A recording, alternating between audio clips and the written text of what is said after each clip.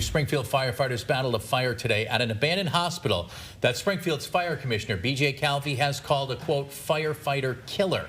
And police are now hunting for the high schoolers they believe may be to blame. Western Mass News reporter Patrick Fergus is live at the scene with the response from officials. Patrick.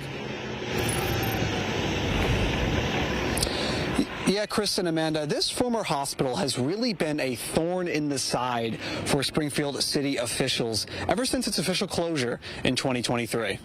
Springfield fire crews arrived at the old Vibra Hospital today around noon. They used aerial ladders to battle the fire with smoke pouring out of the side of the building, but crews were able to contain the fire from spreading to any other part of the hospital. Fire Commissioner BJ Calvi has previously called the abandoned Vibra Hospital a, quote, firefighter killer, given its poor condition. The hospital officially closed in 2023, but has been subject to repeated vandalism and squatters who, according to fire officials, have set fires here before. He told Western Mass News that they believe the fire was started by high schoolers, and they actually saw them running across the 5th floor, so they elevated it to a 3-alarm fire in order to try to catch those that set it off. Calvi said that while his crew was working on containing the scene, they saw and heard the suspects were still inside, and they have not been caught at this time. We know they're still in there. We can hear them, but they're hiding from us in there. Okay. Yeah. So it's a game of cat and mouse right now. We've got police around the building trying to catch them when they come out, but it was a very dangerous situation for everybody involved today.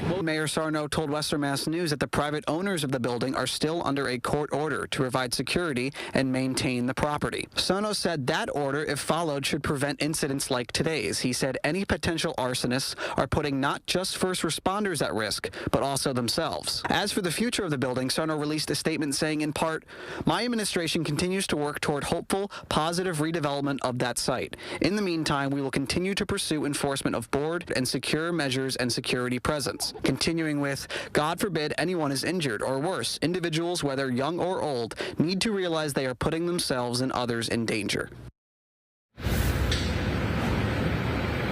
The city also said that the demolition costs for this property initially put them off from buying it, and Vibra is actively seeking new buyers for this site. Reporting live in Springfield, Patrick Fergus, Western Mass News.